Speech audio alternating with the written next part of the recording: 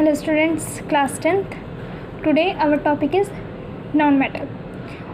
What is non-metal? Non-metals are the element which have 4, 5, 6, 7 और 8 electrons in their outermost shell. आप लोगों ने 9th class में पढ़ा था outermost shell क्या होता है. तो किसी भी एलिमेंट के outermost shell में अगर 4, 5, 6, 7 या 8 इलेक्ट्रॉन्स पाए जाते हैं तो वो क्या कहलाता है? नॉन मेटल्स कहलाते हैं. नॉन मेटल्स एक्सेप्ट करते हैं इलेक्ट्रॉन्स को अपने ऑक्टेट कंप्लीट करने के लिए. अगर इन्हें अपना ऑक्टेट कंप्लीट करना है, स्टेबल होना है, तो ये किसी दूसरे से इलेक्ट्रॉन्स एक्सेप्ट करते हैं. और मेटल्स क्या करते थे? डोनेट करते थे. तो ये एक्सेप्ट करते हैं, तो ये नॉन मेटल्स हो गए.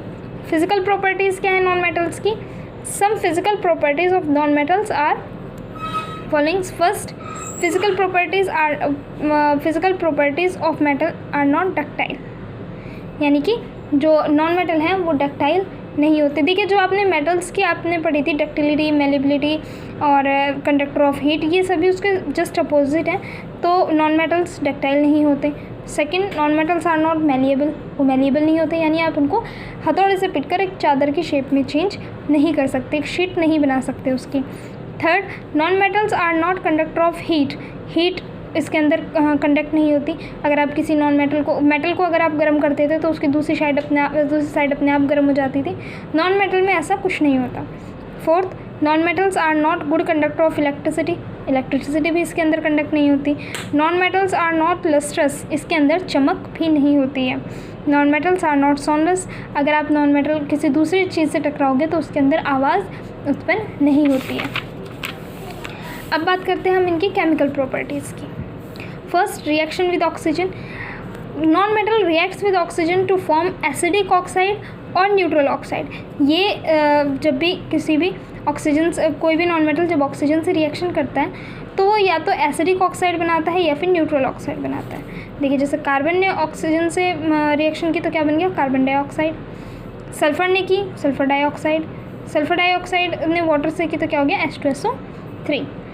रिएक्शन विद वाटर के साथ रिएक्शन, ये रिएक्शन नहीं करता वाटर के साथ किसी भी स्टेट में, चाहे सॉलिड हो, लिक्विड हो या गैस हो, किसी भी स्टेट में रिएक्शन नहीं होती है वाटर के साथ.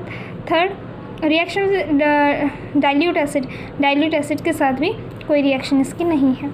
Reaction with salt solution, a more reactive non metal displaces a less reactive non metal from its salt solution. देखिए, अगर आपके पास कोई एक सॉल्ट सॉल्यूशन है किसी एक लेस रिएक्टिव नॉन मेटल का और उसके साथ आप मोर रिएक्टिव नॉन मेटल ले आते हो तो वो क्या करता है? लेस रिएक्टिव को वहाँ से हटा देगा. जैसे कि वो है NaBr और Cl2.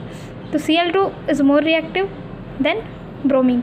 तो ये क्या करेगा? Cl2 यहाँ से ब्रोमीन को हटा देगा और उसकी जगह खुद ले लेगा. क्या बन गया? 2NaCl और Br2 आपका बाहर. रिएक्शन विद क्लोरीन के साथ रिएक्शन क्या है इसकी? Non metals reacts with chlorine to give covalent chloride. Non metal chlorine के साथ रिएक्शन करके कोवलेंट क्लोराइड देते हैं, जैसे कि H2 + Cl2 = 2HCl. Next, reaction with hydrogen के साथ रिएक्शन जब होती है तो क्या बनता है? कोवलेंट हाइड्राइड्स बनता है. देखिए, क्लोरीन के साथ हो रहा था कोवलेंट क्लोराइड, हाइड्रोजन के साथ हो रहा है कोवलेंट हाइड्राइड. H2 + S क्या बन गया? H2S. N2 + 3H2 = 2NH3. Covalent यानी शेयरिंग करते हैं ये आपस में. यूज़ ऑफ मेटल्स के यूज़ क्या थे?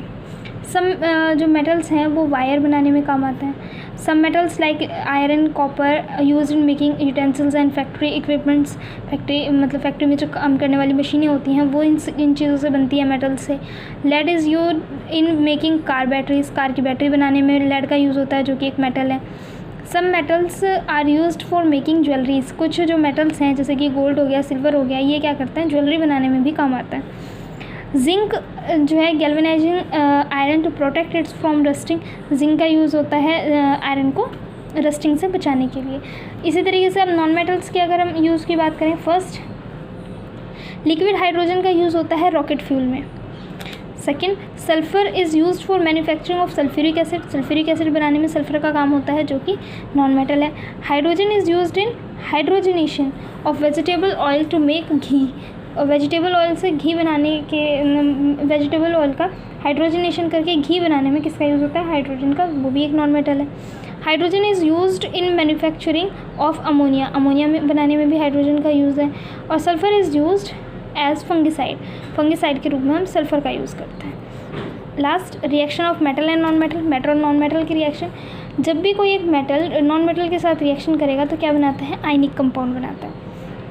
जैसे कि आपके पास पता होगा Na और Cl, NaCl जब आपस में रिएक्शन करते हैं तो क्या बन जाता है, आयनिक कंपाउंड NaCl बन जाता है। When any non metal reacts with non metal it form covalent compound, और जब एक नॉन मेटल किसी नॉन मेटल के साथ रिएक्शन करता है तो वो क्या बनाता है, कोवलेंट कंपाउंड। मेटल और नॉन मेटल जब करते हैं तो आयनिक कंपाउंड बनता है, और नॉन मेटल करते हैं तो कोवलेंट कंपाउंड बनता है।